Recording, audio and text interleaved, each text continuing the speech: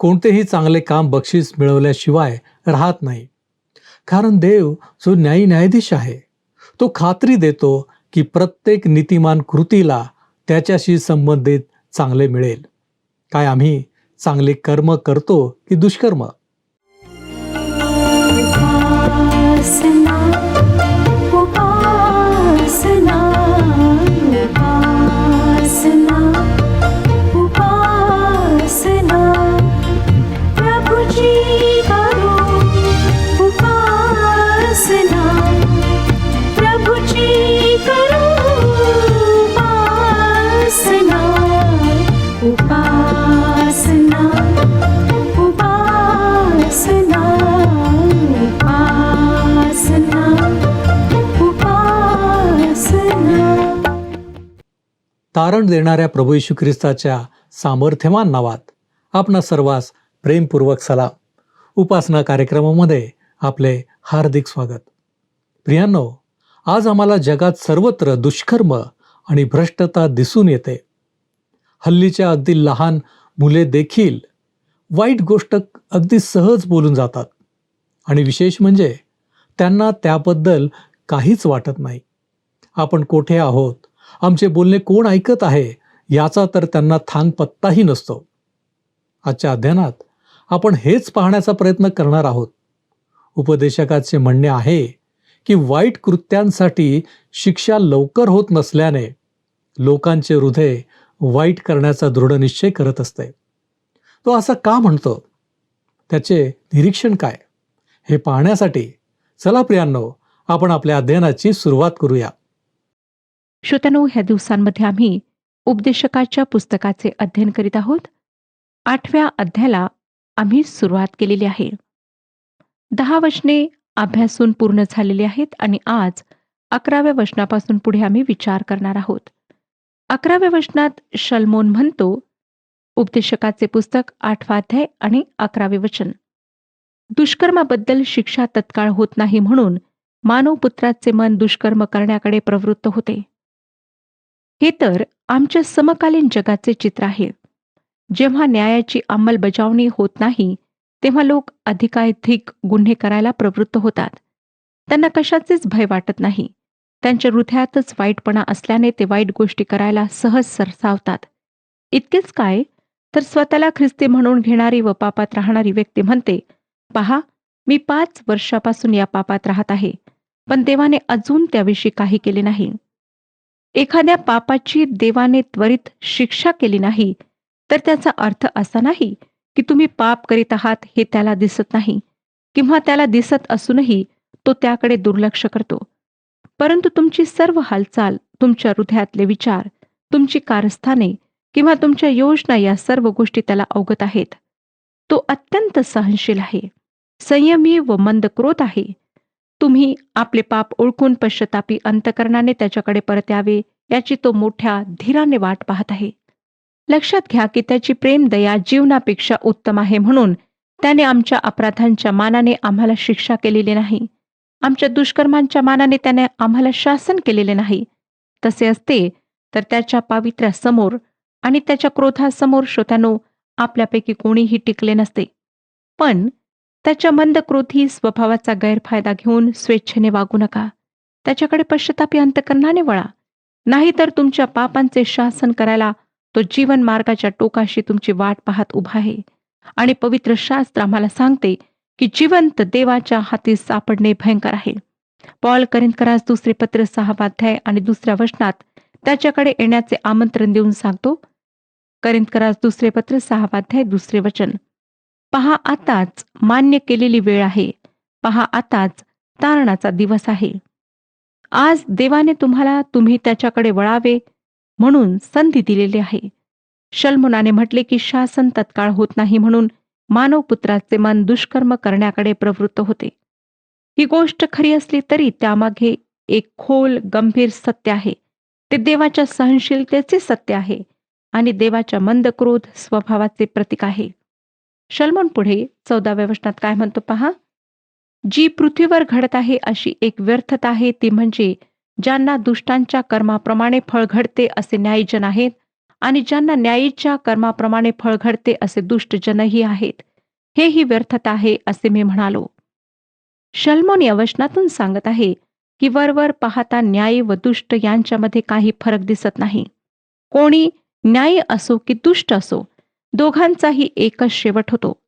स्तोत्रसंहितेतील काही स्तोत्रांमध्ये हाच प्रश्न मांडलेला आहे की दुष्कर्म करणाऱ्याची भरभराट होताना दिसते, तो सुखी व समृद्ध होतो असे का?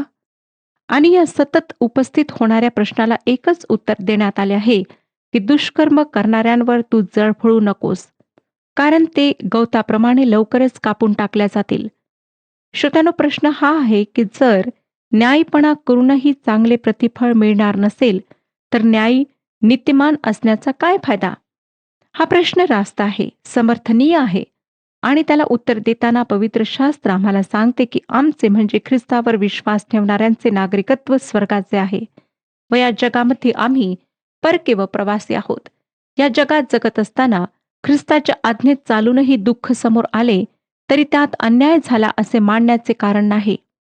प्रभू येशू ख्रिस्त स्वतः निर्दोष, नीतिमान व पापविरहित होता. त्याला कोणत्या प्रकारचे मरण पत्करावे लागले हे तुम्हाला ठाऊकच आहे. ख्रिस्ताच्या नावाकरिता जगभर छळ सहन करून अत्यंत वेदनादायी मरण पत्करणारे अनेक न्यायी लोक होऊन गेले.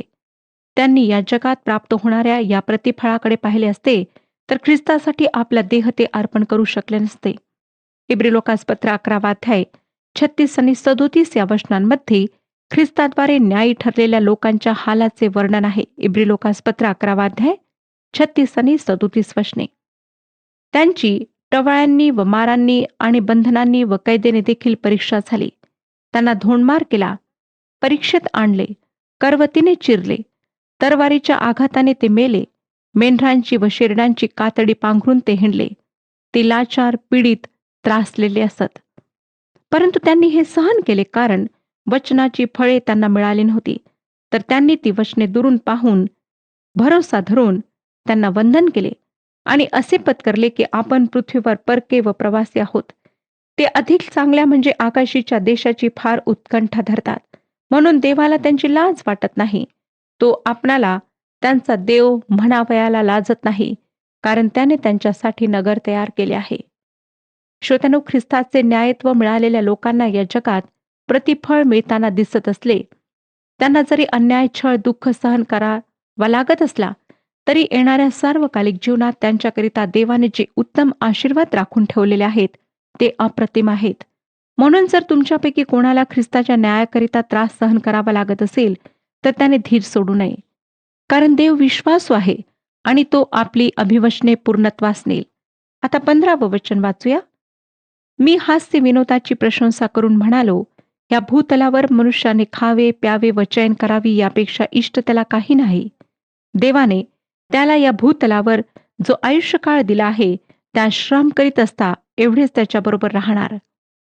शल्मोनाचा निष्कर्ष हा आहे की सर्वात चांगली गोष्ट ही आहे की खावे, प्यावे, चैन करावे हे देवाने दिलेल्या आयुष्यक्रमात करावे. हे तर जीवनाचे एक निरर्थक तत्वज्ञान आहे. मला वाटतं देवाकडे न येण्याकरिता लोक अनेक सबबी शोधून काढतात. त्यापैकी ही एक सबब आहे. जीवनाचा सर्व दृष्टीने विचार केला तर ते निरर्थक आहे. मग काय करता येण्यासारखे आहे? काहीच नाही. मग खा, प्या, मजा करा, कारण उद्या आपल्याला मरावयाचे आहे. प्रिय श्रोत्यांनो, माणसाच्या भावनांचे, विचारांचे व दृष्टिकोनाचे पृथक्करण केले तर एक फार अस्वस्थ करणारी गोष्ट सापडेल. ती गोष्ट म्हणजे माणसाचा अहंकार. माणसाला देवासमोर नम्र व्हायला नको आहे. विविध सबबी सांगून 2 हात करण्याचा माणसाचा प्रयत्न खरोखर मूर्खपणाचा व हास्यास्पद आहे. आता आपण उपदेशकाच्या 9व्या अध्यायाच्या अभ्यासाला सुरुवात करूया. नीतिशास्त्रावर वरवर भर देणाऱ्या माणसाला आपण सुखासीन माणूस असे नाव दिले आहे. हा माणूस म्हणतो, जर तुम्ही प्रामाणिकपणे जगलात, चांगले जीवन जगलात तर देव तुमचा स्वीकार करेल. हे आपण पाहिले आहे. हा एक साधारण माणूस आहे जो जीवनाच्या रस्त्यावरून स्वेच्छेने जाणार आहे. हा एक अलिप्त, शांत जीवन जगणारा, उपनगरामध्ये वस्ती करणारा माणूस आहे. त्याला वाटतं की मी स्वतःचे तारण मिळवत आहे. सरते शेवटी मी खूप चांगला माणूस आहे. या माणसाचे जीवनविषयक तत्वज्ञान कठोर आहे आणि त्याच्या जीवनात फारच थोडा आनंद आहे. जेव्हा तो संध्याकाळी आपल्या बैठकीत बसून मिश्र दारूचे घोट घेतो, तेव्हा ते त्याचे सुखाचे क्षण असतात. पण नंतर तो अतिशय दुःखद व निराशादायक निष्कर्षास पोहोचतो. उपदेशक या पुस्तकाची शिकवण पुष्कळ पुरोगामी आहे, हे आपण पाहिले. ते सूर्याखाली जीवन जगणाऱ्या माणसाचे तत्वज्ञान आहे. या तत्वज्ञानातून ख्रिस्ती दृष्टिकोन किंवा देवाचाही दृष्टिकोन व्यक्त होत नाही, तर या तत्वज्ञानातून जे अपरिहार्य असे निष्कर्ष निघतात, ते ऐहिक जीवन जगणाऱ्या माणसाने काढलेले निष्कर्ष आहेत. मला हे पुस्तक दुःखदायक वाटते.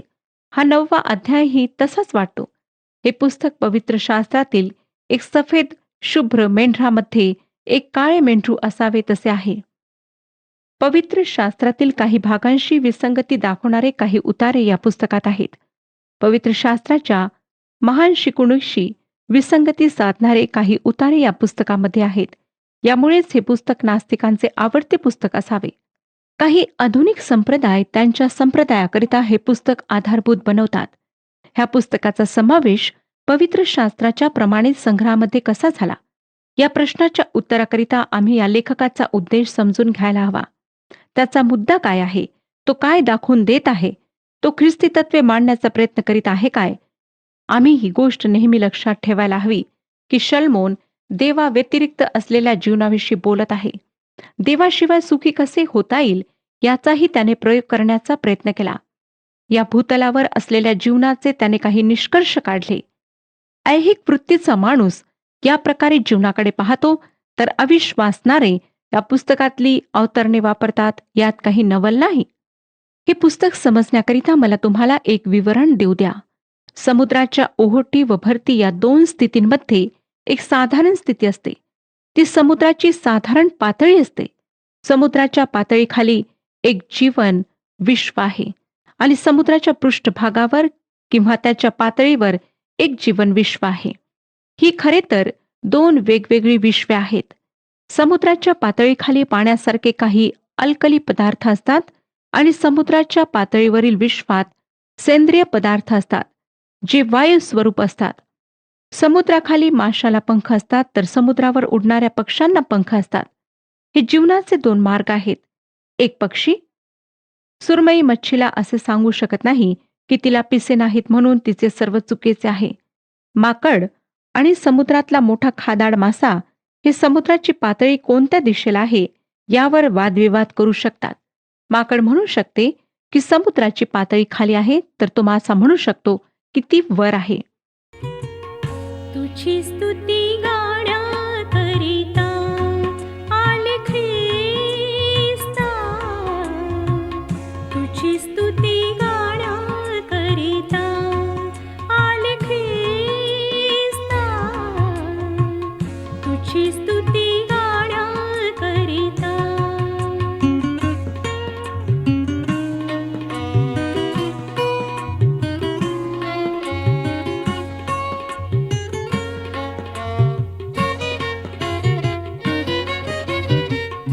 मी अज्ञानी, मी निर्बुद्धी, समजू कशी ख्रिस्ता तुझी मी महती.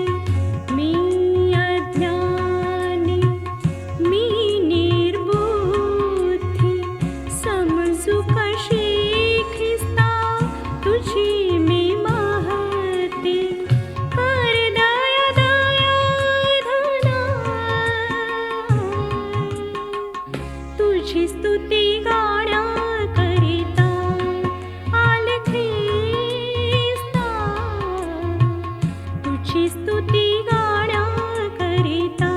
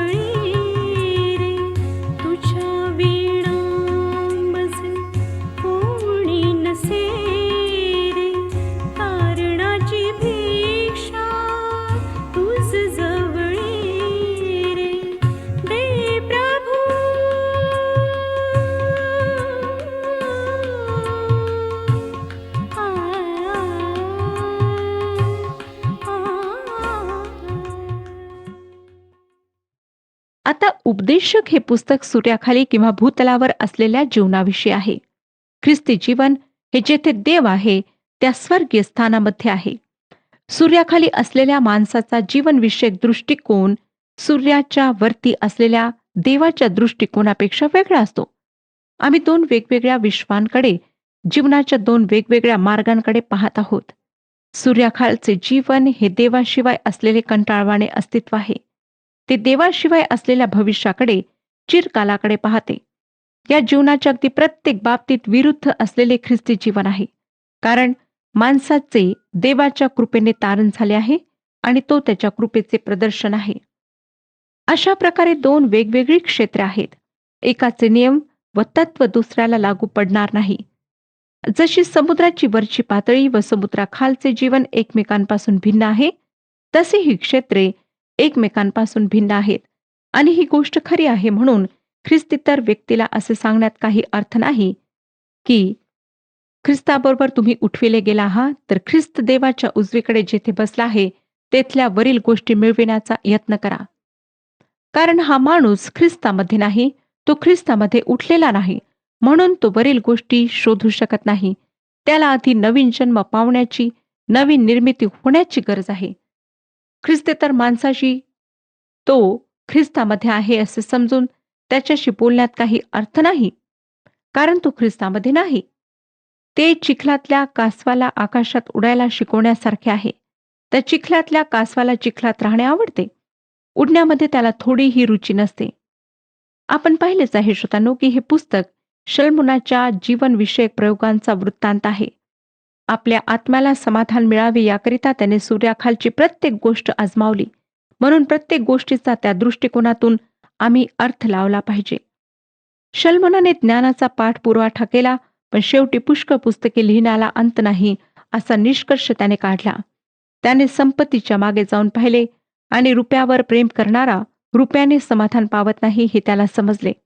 मग त्याने धर्माला आजमावून पाहिले आणि धर्म किंवा कर्मकांडामुळे आपण वेडे किंवा दुष्ट किंवा गुंड बनेल असे त्याला वाटले. मग त्याने नावलौकिक व प्रसिद्धी आपल्याला समाधान देते का, नीतिशास्त्र समाधान देते का हे पाहिले आणि हे सर्व व्यर्थ आहे हे त्याच्या लक्षात आले. उपदेशक या पुस्तकातल्या वचनांचा समाजवादाला आधार देण्याकरिता वापर करण्यात आला आहे. लादलेल्या सुव्यवस्थेकरिता एकच उत्तर आहे, ख्रिस्त हे एकच उत्तर आहे. बाकीचे सर्व मार्ग व्यर्थता व विफलता निर्माण करणारे आहेत. त्याच्याजवळ विपुल जीवन आहे. आता आपण वाचूया 9वा अध्याय आणि पहिले वचन. तर हे सर्व मी आपल्या हृदयात ठेवले, म्हणजे हे सगळे शोधून काढायचे मी आपल्या मनावर घेतले. ते हे की न्याय व सुज्ञान आणि त्यांची कार्य देवाच्या हाती आहेत. प्रीती अथवा द्वेष मनुष्याच्याने जाणवत नाही, सर्व काही त्यांच्या समोर असते. असं दिसतं की शल्मुनाला भविष्याची काहीच चिंता नाही. त्याला चिरंतन काळाविषयी काहीच माहीत नसल्याने सर्व काळच्या जीवनाविषयी तो अजिबात विचार करीत नाही. दुसरं वचन, जे काही घडते ते सर्वांसारखेच घडते. धार्मिक व दुष्ट, सात्विक, शुद्ध व अशुद्ध, यज्ञ करणारा व यज्ञ न करणारा या सर्वांची एकच गती होते. सात्विकाची व पाळपाची, शपथ वाहणाऱ्याची तसेच शपथ वाहण्यास भिणाऱ्याची सारखीच दशा होते. असं वाटतं की तुम्ही कोणत्या दिशेने जाता याने कोणताच फरक पडत नाही असे शल्मुनाला वाटते. सर्व दिशा एकाच मार्गाला पोहोचतात असे या वचनावरून तो सांगत आहे. श्रोत्यानो, हे उत्तर देवाचे नाही, माणसाचे आहे. या भूतलावरील माणसाने आपल्या आजूबाजूच्या लोकांच्या निरीक्षणावरून हे उत्तर तयार केले आहे. तिसऱ्या वचनात तो म्हणतो, भूतलावर जे काही घडते त्या सर्वात हे एक अनिष्ट आहे की सर्वांची सारखीच गती होते. मानवपुत्राच्या मनात दुष्टता भरलेली असते. त्यांचे मन जन्मभर भ्रांतिमय असते, मग ते मेलेल्यास जाऊन मिळतात. शल्मुनाचे हे म्हणणे खरे असेल तर आम्ही कष्ट तरी कशाला करायला हवेत? जीवन एक मोठी लॉटरी किंवा जुगार आहे आणि परिस्थितीचे तुम्ही बळी आहात. जो भाग्यवान त्याचा वाटेकरी होईल त्याने ती दुसऱ्याबरोबर वाटून घ्यायला हवी. साम्यवादाचा संस्थापक कार्ल मार्क्स याने काही नवीन सांगितले नाही. खरे तर शल्मुन अशा विचारांबाबत त्याच्या पुष्कळ पुढे होता. खरे सांगायचे तर शल्मुनाचे हे तत्वज्ञान पुरेसे व परिपूर्ण असते तर जीवन अगदीच व्यर्थ व निरर्थक वाटले असते आणि सर्व बुद्धिवादींनी व विचारवंतांनी शून्यवादाचा सहज स्वीकार केला असता. पण ही आनंदाची गोष्ट आहे की शल्मोनाचे हे तत्वज्ञान अर्धसत्य आहे, अपुरे आहे. ही गोष्ट खरी आहे की मानव पुत्रांच्या मनात दुष्टता भरलेली असते. पवित्र शास्त्रही या गोष्टीला पाठिंबा देते. परंतु याही पलीकडचे एक सुंदर तारक सत्य आहे. ते सत्य आहे की माणूस या दुष्ट स्वभावापासून सुटका मिळू शकतो. प्रभू येशूने एका बुद्धिमान पुरुषाला सांगितल्यानुसार नवीन जन्म ख्रिस्तामध्ये नवीन उत्पत्ती झाल्याने मानवाला त्याच्या पापी स्वभावावर विजय मिळतो. त्याला एक नवीन स्वभाव मिळतो. हा स्वभाव त्याला देवाच्या प्रतिमेप्रमाणे बनण्याचा प्रयत्न करण्यास सहाय्य करतो. आता शल्मोनाचे दुसरे सांगणे आहे की त्यांचे मन जन्मभर भ्रांतिमय असते. ही गोष्ट नवीन जन्म झालेल्या व्यक्तीच्या संदर्भात खरी नाही, कारण अशी व्यक्ती या जीवनाच्या पलीकडचे जीवन एक उदात्त, भव्य व उत्कृष्ट सत्य पाहू शकते. ते त्याला या जीवनातल्या समस्यांना सामोरे जाण्यास धैर्य देते. त्यानंतर तिसरी गोष्ट शल्मोनाने ही मांडली आहे की मानव पुत्र जन्मभर भ्रांतीमध्ये राहतात, मग ते मेलेला जाऊन मिळतात. पण हेही एक अपुरे तत्वज्ञान आहे. पवित्र शास्त्र आम्हाला सांगते की माणसाचे अस्तित्व मरणाबरोबर संपत नाही. मरण हे त्याच्या अस्तित्वातील एक महत्वाची घटना आहे. मरणानंतर त्याचे पुनरुत्थान आहे आणि ते त्याच्या ख्रिस्तावरील विश्वासानुसार सार्वकालिक जीवन किंवा सार्वकालिक मरणाकरीत आहे. म्हणजे मरण हा माणसाच्या अस्तित्वाचा अंतिम टप्पा नाही. जर तुमचा येशू ख्रिस्तामध्ये विश्वास ठेवल्याने नवीन जन्म झालेला असेल तर तुम्हाला सार्वकालिक जीवनाची खात्री आहे. प्रिय श्रोत्यानो, देव व त्याच्या मानवाकरिता योजना या गोष्टी जर तुम्ही व मी आपल्या जीवनातून वजा केल्या तर आम्हीही शल्मोनाप्रमाणे अतिशय विफल व निराश होऊन म्हटले असते की सर्व व्यर्थता, सर्व काही वाऱ्याच्या मागे पळण्यासारखे आहे. पण आम्ही देवाचे आभार मानतो की त्याने स्वतःला आमच्याकरिता प्रभू येशूद्वारे, त्याच्या वचनाद्वारे, पवित्र आत्म्याच्या सामर्थ्याने प्रगट केले. त्याच्यावर विश्वास ठेवण्याकरिता आपली कृपा पुरवली. शल्मोन मृतांविषयी आणखी काही निराशाजनक उद्गार काढतो. 9 अध्याय आणि 5 वचनात तो म्हणतो, आपणास मरावयाचे आहे हे जिवंताला निदान कळत असते, पण मृतास तर काहीच कळत नाही. त्यास आणखी काही फलप्राप्ती व्हायची नसते. त्यांचे स्मरण कोणास राहत नाही. श्रोत्यानो, या वचनात व 10व्या वचनात आत्मा निद्राधीन होतो ही कल्पना मांडलेली आहे. हे सूर्याखाली जगणाऱ्या किंवा ऐहिक जीवन जगणाऱ्या माणसाचे निरीक्षण आहे. जर मृत्यू हाच शेवट आहे व मरणानंतर काहीच नाही असे जर मानले तर शल्मोन म्हणतो ते वास्तव आहे. आणि याच कारणाकरिता शल्मोन म्हणतो की मृत सिंहापेक्षा जिवंत श्वान बरा. मृत्यूनंतर आमचे काय होते हे देवाने सांगितले आहे. मृत्यूनंतर देह कबरेत पुरला जातो. देह कबरेमध्ये निद्राधीन होतो. पवित्र शास्त्र ही गोष्ट अगदी स्पष्ट करते की देवाचा पुत्र किंवा देवाची कन्या मरण पावल्यानंतर त्याचा किंवा तिचा आत्मा प्रभूजवळ जातो. आणि ह्या संदर्भात करिंथकरास दुसरे पत्र 5 अध्याय 6 ते 8 वचने आम्हाला सांगतात. यास्तव आम्ही सर्वदा धैर्य धरतो आणि हे लक्षात बाळगतो की आम्ही शरीरात वास करीत आहोत तोवर आम्ही प्रभूपासून दूर असलेले असे प्रवासी आहोत. आम्ही विश्वासाने चालतो, डोळ्यांनी दिसते त्याप्रमाणे चालत नाही. आम्ही धैर्य धरितो आणि शरीराबाहेरचे प्रवासी असून प्रभूसह गृहवास करणे हे आम्हास अधिक बरे वाटते. म्हणजे आत्मा, खरी व्यक्ती प्रभूजवळ असण्याकरिता जाते. ती शरीरापासून गैरहजर व प्रभूजवळ हजर होते. तुम्ही व मी आपण ज्या शरीरामध्ये राहत आहोत ते आपले केवळ जगिक मंडप किंवा तंबू आहेत. एक दिवस आम्ही ते सोडून जाऊ. यावरून तुमच्या लक्षात आलेच असेल श्रोत्यानो की आत्म्याचे निर्त्रिस्त होणे हा ख्रिस्ती दृष्टिकोन नाही. 9 अध्याय 6 वचन सांगतं, त्यांचे प्रेम, त्यांचे वैर व त्यांचा हेवा दावा ही नष्ट होऊन गेले आहेत. या भूतलावरील व्यवहारात त्यांचा भाग कधीही असणार नाही. मी तुम्हाला या आधीच सांगितले होते की हा एक दुःखजनक अध्याय आहे. या अध्यायातून असे व्यक्त होते की जीवन निरर्थक, हेतुहीन व व्यर्थ आहे. जर मृत्यू सर्वच गोष्टींचा अंत आहे तर मानव अगदी प्राण्याप्रमाणे आहे. परंतु असे नाही. मृत्यूनंतरचे जीवन प्रभू येशूमध्ये परमेश्वर आम्हाला देतो. होऊ शकतं की आपणापैकी बरेच लोक जीवनाला निरर्थक असे समजत असतील, परंतु आज मी तुम्हाला आशेचा संदेश देत आहे की ख्रिस्तामध्ये तुमचे जीवन निरर्थक नाही, परंतु त्यामध्ये एक अर्थ आहे. प्रभू परमेश्वर हे वचन समजण्याकरिता आपले मार्गदर्शन करो आणि आपणाला आशीर्वाद देऊ.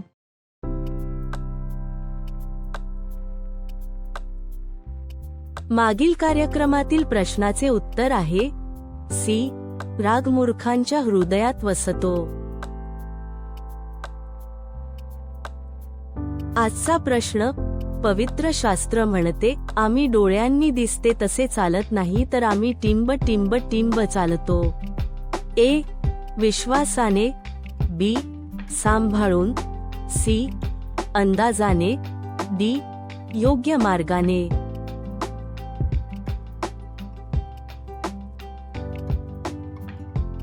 प्रियांनो, या प्रश्नाचे उत्तर उद्या सकाळी 6 वाजण्याच्या आधी पर्याय ए, बी, सी किंवा डी लिहून आपले नाव, पत्ता आणि ठिकाण यासोबत मोबाईल नंबर 7021474742 वर SMS किंवा व्हॉट्सॲप करा. प्रियांनो, अनेक गोष्टी आमच्या आकलनापलीकडच्या असतात. समजून घेण्याच्या आमच्या प्रयत्नात आम्हाला यश येतच नाही. होय, हे खरे आहे की देवाच्या कार्याचे आम्ही पूर्णपणे आकलन करू शकत नाही. प्रियांनो, आज आम्हाला याची खात्री करायची आहे की आम्ही कोणत्या दुष्कर्माचे भागीदार तर नाही ना. जीवनामध्ये विसंगती जरी असली तरी देव न्यायी आहे याची जाणीव आम्हाला आहे काय? विचार करा. आपण प्रार्थना करूया. प्रभूजी, पुन्हा एक वार आम्ही तुझ्या चरणांपाशी आलेलो आहोत. प्रभूजी, तू आज आम्हाला शिकवलेलं आहेस की आम्ही वाईट गोष्टींपासून दूर राहावं. होय बापा, आमच्या जीवनामध्ये दुष्कर्म असू नयेत. आणि होय बापा, याच गोष्टी आम्ही आमच्या अंतःकरणाला ठसवून घेत असताना आम्ही निश्चय करीत आहोत या सर्व वाईट गोष्टींपासून दूर आम्ही राहू आणि बापा योग्य त्या गोष्टी करण्याचा आमचा प्रयत्न असेल. होय प्रभूजी, आमच्या मुखामध्ये येणारे शब्द, आमची कृती ही योग्य आहे की नाही हे देखील आम्ही पाहणार आहोत. आणि म्हणूनच बापा, तू आम्हा प्रत्येकाला तू सहाय्य कर. आमच्या लेकरांनी वाईट गोष्टी शिकवू नयेत, वाईट गोष्टींमध्ये त्यांची वाढ होऊ नये यासाठी देखील आमची प्रार्थना आहे. होय प्रभू परमेश्वरा, त्यांचा देखील तू ताबा घे आणि आम्हा प्रत्येकाला आशीर्वादित कर. तारणारा प्रभू येशू ख्रिस्त याच्या गौरवी नावात ही प्रार्थना केली आहे म्हणून तू ऐक. आमेन. देवाचे भय धरा आणि त्याच्या आज्ञा पाळा. प्रभू आपणास सहाय्य करो.